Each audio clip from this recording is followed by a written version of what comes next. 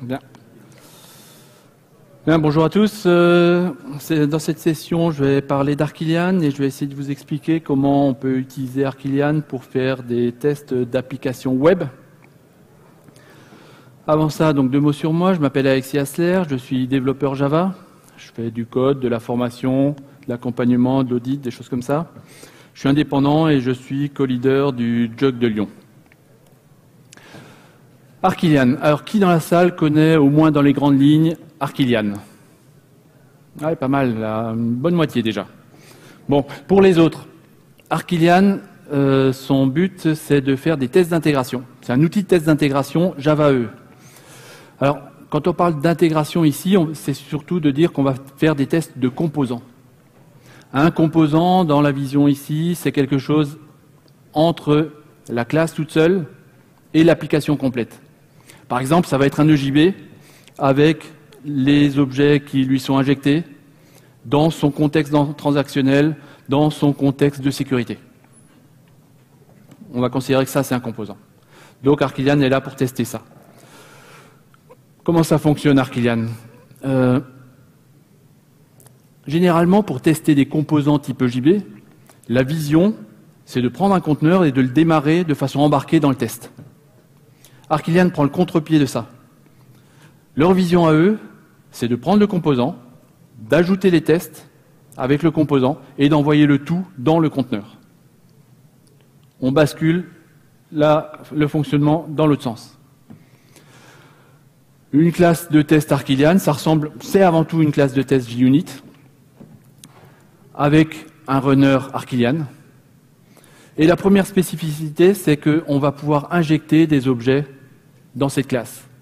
On va pouvoir injecter des objets, ça fonctionne puisqu'on est dans le conteneur. Donc si notre conteneur a des capacités CDI, on pourra utiliser le @inject. S'il a des capacités d'EJB, on pourra utiliser @EJB. On pourra éventuellement aussi utiliser @resource. Donc on injecte en particulier le composant qu'on veut tester. Deuxième particularité, c'est que pour pouvoir envoyer le test avec le composant dans un conteneur, il faut qu'on construise une archive depuis le test. C'est fait avec Shrinkwrap.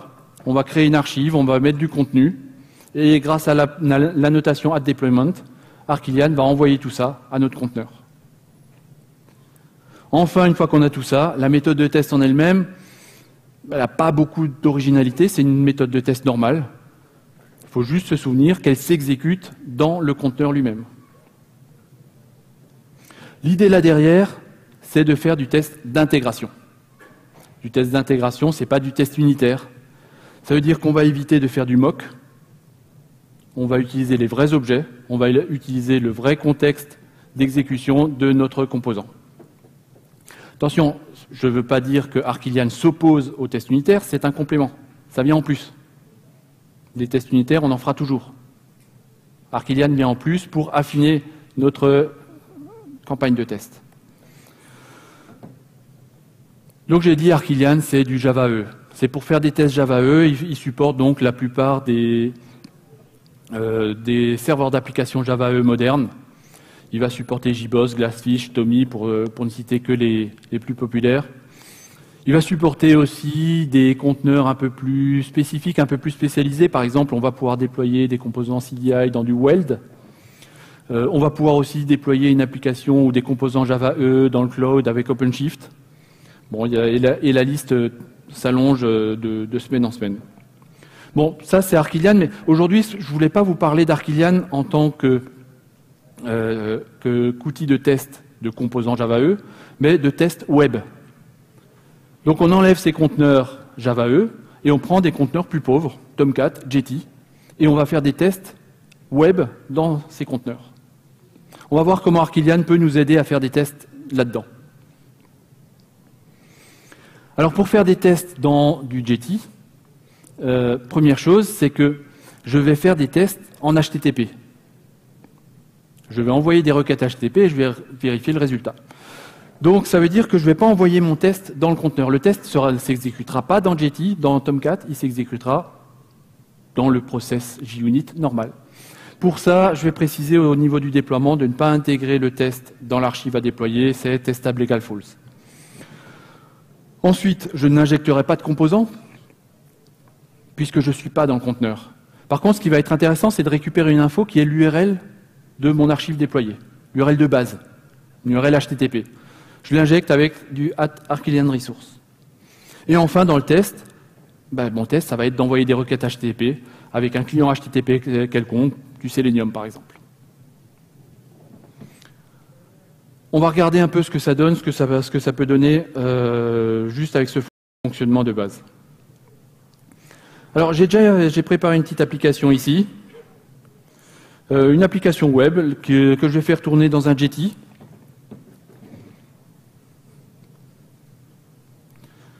Je suis en train de démarrer mon Jetty, il va déployer mon application dedans, il devrait me l'ouvrir assez rapidement.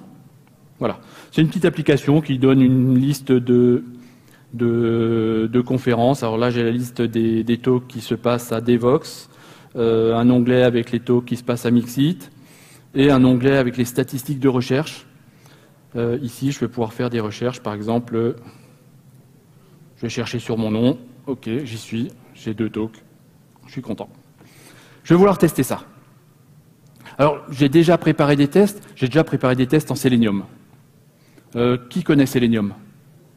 Ouais, presque tout le monde. On est à 90%. Donc, j'ai déjà fait un test Selenium dans lequel j'initialise mon test. Je démarre donc mon driver pour Firefox. J'initialise l'URL de base qui est celle que j'utilisais dans Jetty. Et j'initialise un objet de page. J'ai utilisé le pattern PageObject. Cette classe, elle encapsule en gros toute la mécanique et toute la structure de ma page de talk. Ça va me permettre de faire des tests qui sont un peu plus propres, un peu plus expressifs, et ça me permet de réutiliser aussi ça entre plusieurs tests. Avec tout ça, donc mes tests en eux-mêmes, j'ai 2 tests. Je vérifie que la page d'accueil, j'ai bien 10 lignes. Donc j'ouvre la page d'accueil et je calcule la taille de la liste initiale. Ensuite, j'ai un autre test où je vérifie que quand je fais une recherche sur mon nom, j'obtiens bien 2 talks, comme on a vu ça tout à l'heure. Donc si je démarre ce test, là, il n'y a pas d'Arquilian du tout. C'est juste un test Selenium. Il va se connecter à mon application, il va faire la recherche. Il le fait dans l'ordre inverse de ce que j'ai indiqué, peu importe. Et ça sort en vert. Ici, il fallait que mon Jetty soit démarré au préalable. Qu'il soit en place, que l'application soit déjà déployée dedans, et j'ai lancé mon Selenium. Alors, on va voir maintenant comment on peut transformer ce test-là en y mettant de l'Arquilian. Donc, si vous avez bien suivi, on commence par du @runwith. Et je lui précise que je veux le runner d'Arquilian.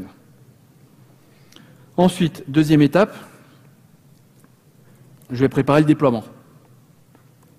Donc, une méthode statique qui va renvoyer une web archive.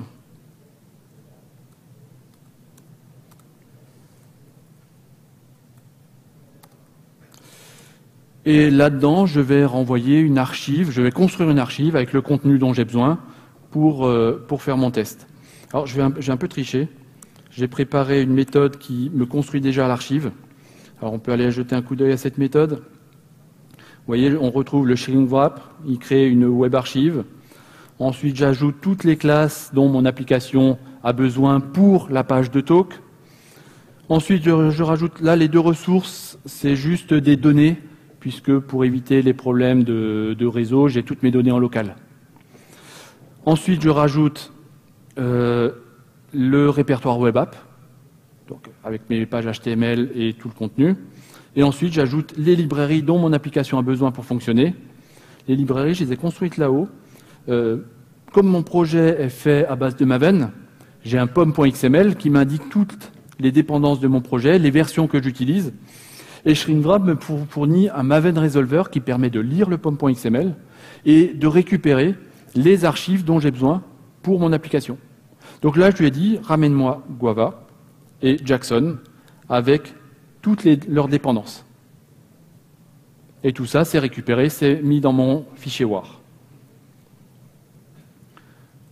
Donc ça, il faut que j'en fasse un return et que je vienne annoter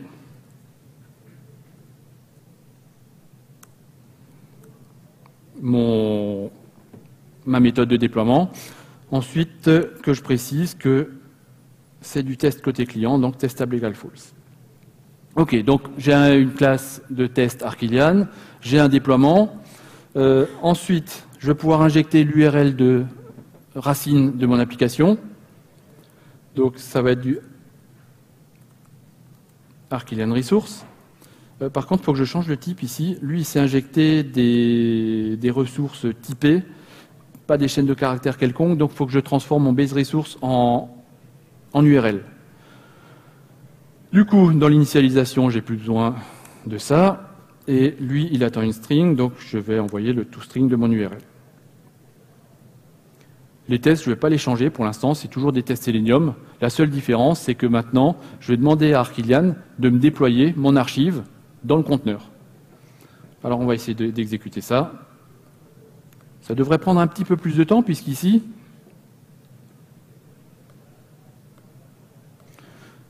ici, vous voyez, dans les traces, il commence, je ne sais pas si vous l'avez eu le temps de le voir, starting Tomcat. OK. Bon, l'exemple tout à l'heure, je vous l'ai fait dans un Jetty. Le test ici, je le fais tourner dans un Tomcat. Ça ne devrait pas changer grand-chose. Donc là, il m'a démarré mon Tomcat. Ensuite, il me déploie l'archive construite dans ce Tomcat. Et il démarre le test Selenium ici. Ça a l'air de bien se passer pour commencer. Il a fait les deux tests avec les deux pages. On a toujours une barre verte. Alors ça va un peu vite pour les tests, mais l'URL n'était pas du tout la même que tout à l'heure. C'est pas là, c'est sur le port 8080 qui est le port par défaut de Tomcat, avec une URL qui est une URL codée qu'il a créée lui-même. Ok. Alors, le premier intérêt que je peux trouver à ça, c'est que ici, je n'ai plus besoin de démarrer au préalable mon serveur. Je n'ai plus besoin de déployer au préalable mon application. Ça veut dire que je ne dépends plus du cycle de vie de mon outil de build. Si Maven me dit que les tests d'intégration, ça doit se faire après package, je m'en fous. Moi, je les fais quand je veux, puisque je déploie moi-même mon archive. Je gagne en liberté ici.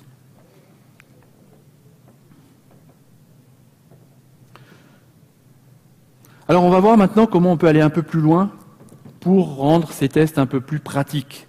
Parce que pour l'instant, tout ce que j'ai fait, c'est le déploiement de l'archive. Le reste, c'est du Selenium standard. Alors, il y a 3 extensions qui existent pour intégrer Selenium dans Arquillian. Il y a Drone, Graphen et Warp. Alors, Drone, c'est le plus simple. Drone, il me sert à gérer le cycle de vie de mon WebDriver. C'est lui qui va me l'initialiser, c'est lui qui va me l'arrêter, et du coup, c'est lui qui va me l'injecter dans mon test.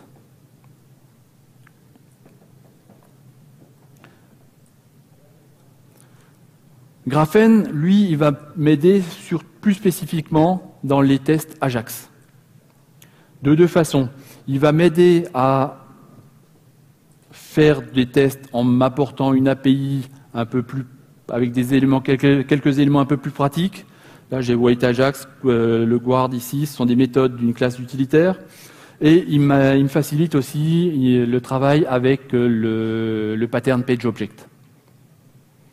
Le troisième, Warp. Alors Warp, c'est certainement le plus novateur. C'est le plus jeune aussi, le moins mature. Lui, son rôle, c'est de faire des tests Selenium et à certaines étapes de mes tests Selenium, de pouvoir faire des vérifications côté serveur. La différence avec les autres, c'est que lui, il va se placer à la fois côté client et côté serveur. Alors on va regarder un peu tout ça avec du code, ce sera peut-être un peu plus parlant. On va commencer par Drone. Drone, je vous ai dit, lui, ce qu'il va m'apporter, c'est la gestion du cycle de vie de mon WebDriver. Donc je vais lui demander de m'injecter le WebDriver, et du coup, j'ai plus besoin de l'initialiser moi-même, j'ai plus besoin de l'arrêter moi-même. J'enlève toutes ces choses. Il va me permettre aussi de gérer ma page ici, ma talk page. Je vais lui demander, alors ça c'est Graphene qui me le fait, de m'injecter ma talk page. Du coup, j'ai plus besoin de l'initialiser moi-même ici. Plus de before, plus de after. Par contre, là, si je fais exécuter ça comme ça risque de pas marcher. Parce que ici, j'ai un constructeur avec argument. Pour que Graphene puisse gérer le cycle de vie de ma page, il me faut un constructeur sans argument. Donc je vire ça. Du coup, je suis embêté puisque le browser il était fourni à la page par le test. Je ne vais plus pouvoir faire comme ça. C'est pas grave. Drone, il va savoir aussi injecter le WebDriver qu'il a déjà initialisé pour mon test. Il va savoir le récupérer et me l'injecter dans la page. Pareil pour l'URL.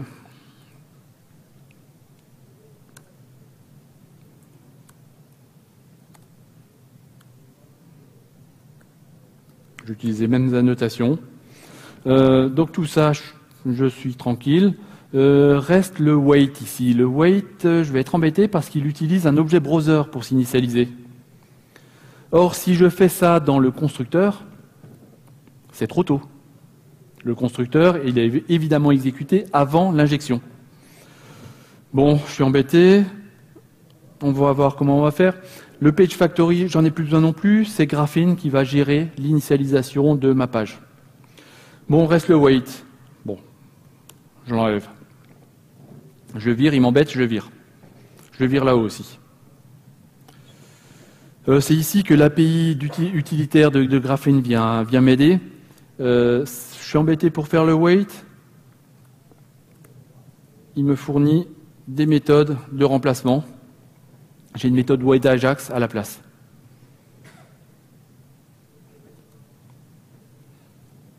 J'utilise ici aussi. Donc là, j'ai plus à m'embêter avec le constructeur. Je n'en ai plus besoin. Je n'ai plus besoin du WebDriver puisqu'il m'est injecté, plus besoin de l'URL, elle est injectée, plus besoin du wait. Il est remplacé. OK. Je pense qu'on a tout. Le déploiement, tout ça c'est en place. On va pouvoir faire le test. On va redémarrer une nouvelle fois. Ah oui, c'est la page d'à côté qui m'embêtait. Forcément, ce test-là ne marchera certainement plus. C'est pas grave. Donc, il va me redémarrer mon Tomcat. Il va me redéployer l'application, ou du moins l'archive avec tout ce que je lui ai demandé de mettre dedans, et va me relancer mes tests.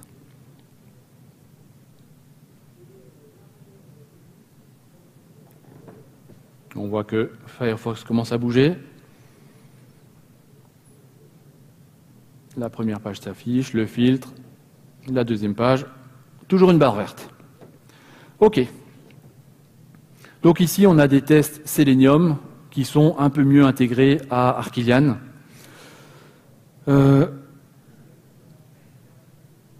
Dernière étape, c'était le troisième, Warp. Alors le Warp, il est un peu différent des deux autres. Je vais dupliquer ma classe pour pas tout mélanger, parce qu'il a une structure de code qui est assez différente.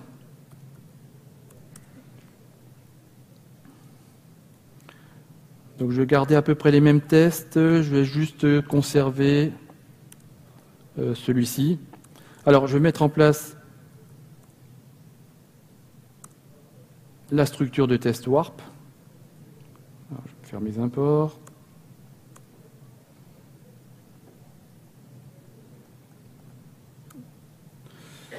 Donc on retrouve les trois étapes que j'avais mis dans le slide pour Warp. Une étape d'initialisation. L'initialisation, c'est ce qui va se passer côté client. C'est les requêtes que je vais envoyer.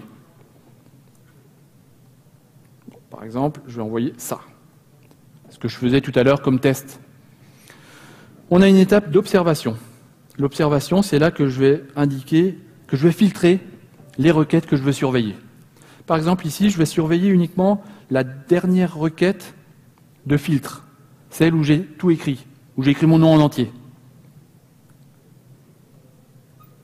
Donc je vais lui dire celle où l'URI, comme c'est du get, contient la chaîne de caractères Hassler. Troisième étape, l'inspection. L'inspection, c'est ce qui va se passer côté serveur. C'est les vérifications que je vais pouvoir réaliser côté serveur. Alors, côté serveur, je peux faire deux types de vérifications. Les vérifications avant l'arrivée de la requête, ou du moins au début de l'arrivée de la requête, des vérifications après. Moi, ce qui m'intéresse ici, c'est surtout le après. Après la requête, je voulais vérifier que l'objet statistique que j'ai en session a bien été incrémenté. C'est-à-dire que là, j'ai fait une recherche, le nombre de recherches doit être incrémenté dans cet objet. Donc je vais vérifier que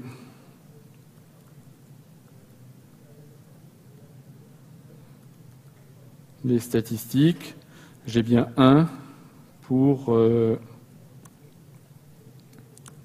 nombre de recherches distinctes. Ah, si, j'ai oublié quelque chose. Il faut que je précise, d'une part, que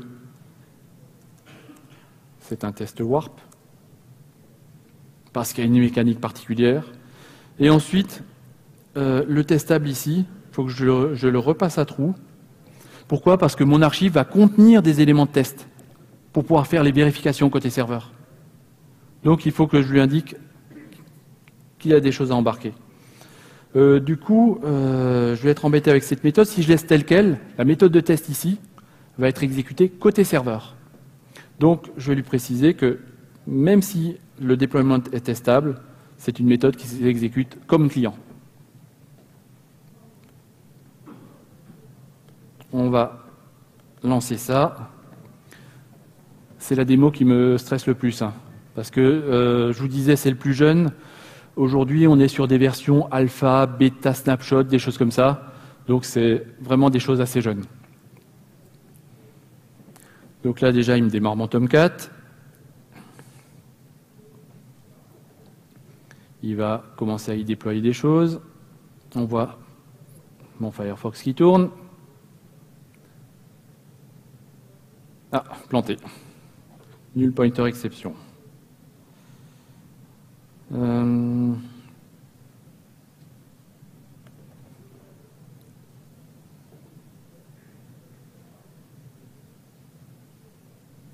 Et c'est pas du tout dans mes classes à moi.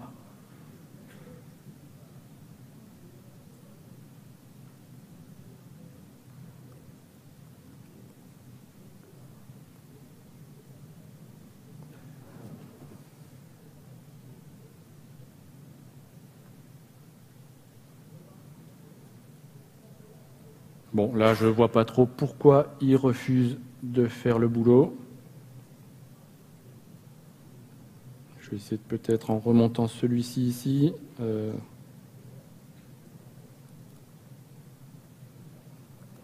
va refaire un petit essai. En ouvrant la page avant de lancer les tests, avant de lancer les recherches.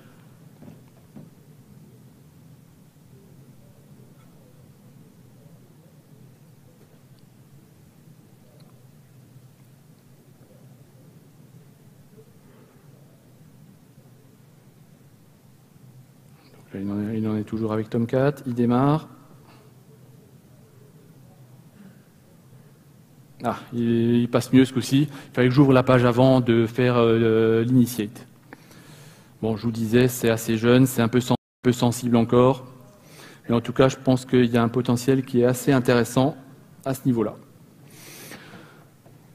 En conclusion, une des valeurs ajoutées d'Arquillian, c'est vraiment cette phase de déploiement, de construction et de déploiement de l'archive, indépendante de l'outil de build. Et cette étape-là, elle a ouvert des perspectives au-delà de tout ce qu'on avait prévu au départ, de ce que les concepteurs d'Arquillian avaient prévu au départ. Ça a ouvert le périmètre, c'est plus pour Java EE, c'est pour plein d'autres choses. Et aujourd'hui, la tendance, c'est d'intégrer Arquillian avec de plus en plus d'outils de tests divers et variés. Là, on a regardé avec la partie web. Finalement, pour reprendre un peu le slogan d'Arquillian, l'invasion continue. Il reste 5 minutes à peu près pour des questions. Sur Arquilian ou cette partie-là, oui.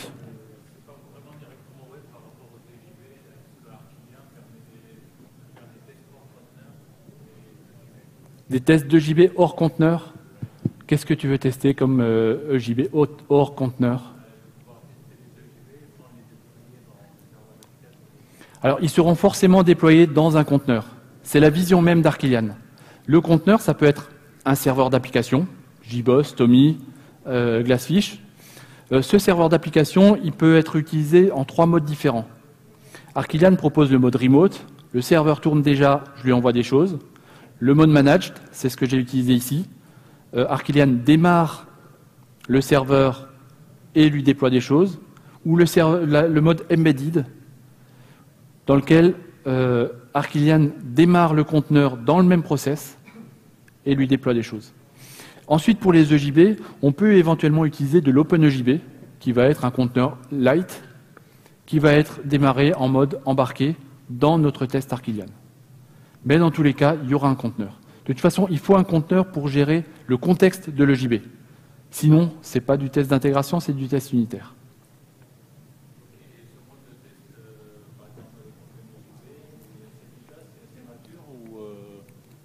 Si le mode avec OpenJB est mature, il faudrait surtout regarder la version de l'adaptateur Arquilian, parce que pour chaque conteneur, on utilise un adaptateur. Je ne connais pas les versions par cœur ici. Sinon, en fait, tu peux toujours utiliser aujourd'hui un Tommy ou des choses comme ça. Ça démarre très très vite. Donc je ne suis pas sûr que tu aies un surcoût très important à les utiliser. Oui ? Alors, la différence entre run as client et testable égale false. Ici, dans mon cas, il y avait peu de différence. Testable égale false, ça veut dire je ne mets pas les tests dans l'archive et donc toutes les méthodes de test de ma classe seront côté client. Si je mets testable égale true, j'ai le choix ensuite, je peux mettre des méthodes de test qui vont être exécutées côté serveur et d'autres qui vont être exécutées côté client.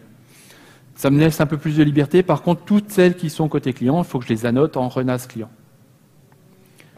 Oui, il y avait une question là-bas depuis tout à l'heure. Le problème qu'on a, c'est que notre application est très lourde. Et donc, au début de chaque test, on a un gap de 20-30 secondes avant de pouvoir lancer le test unitaire. Et on se demandait si c'est nous qui faisions des archives trop grosses, parce qu'on a beaucoup de dépendances, ou s'il n'y a pas moyen d'avoir un déploiement pour tous nos tests. Alors, il y aurait deux réponses peut-être là-dedans. La première, c'est effectivement essayer de découper l'archive avec peut-être l'ajout de mock ou de choses comme ça pour couper des dépendances, pour faire des tests plus restreints. L'autre solution, c'est d'utiliser la mécanique de déploiement par suite. Il faut créer une suite de tests et démarrer cette suite en demandant à Arquilian de ne déployer qu'une seule fois pour la suite. Justement, ça, on n'arrive pas à... C'est écrit sur le site d'Arquilian que c'est pas supporté pour l'instant. Et... C'est pas supporté? Non. Vous avez essayé avec sur le forum Arquilian? Non, pas encore. Ouais. Il y a un forum qui est assez efficace sur le site community.jboss.org où il y a un thème Arquilian. N'hésitez pas à poser vos questions là-bas. C'est souvent les principaux développeurs d'Arquilian qui répondront, et sur ce genre de choses, ils répondront bien mieux que moi. Ok, merci. Oui ? 1 minute encore, ça va être la dernière question. D'accord. Juste pour une question par rapport à monter en compétence sur l'outil Arquilian. Donc, est-ce que tu dirais que c'est assez dur au niveau documentation? Est-ce que c'est super bien documenté? Genre, je suis là, je vais le mettre en place. Combien ça va me coûter en temps et en ressources? Merci. Alors, le plus dur, c'est vraiment la mise en place au départ. L'utiliser ensuite, ça marche bien. Mais le plus dur, c'est de choisir les bonnes extensions, les bons adaptateurs, les bonnes versions. Il y a souvent des conflits puisque tout ça, c'est très jeune. Donc, la doc, souvent, est assez légère là-dessus. Mais encore une fois, il faut aller vers le forum. Il faut poser des questions. Ils sont réactifs là-dessus. Et ils sont ouverts vraiment aux discussions. Je vois que le temps est terminé. Je vous donne rendez-vous vendredi. Je parlerai de ClassPass, de ClassLoader et de modularité. Et si le programme n'a pas changé, normalement, dans la salle ici, le prochain talk, c'est sur Backbone.js. Merci.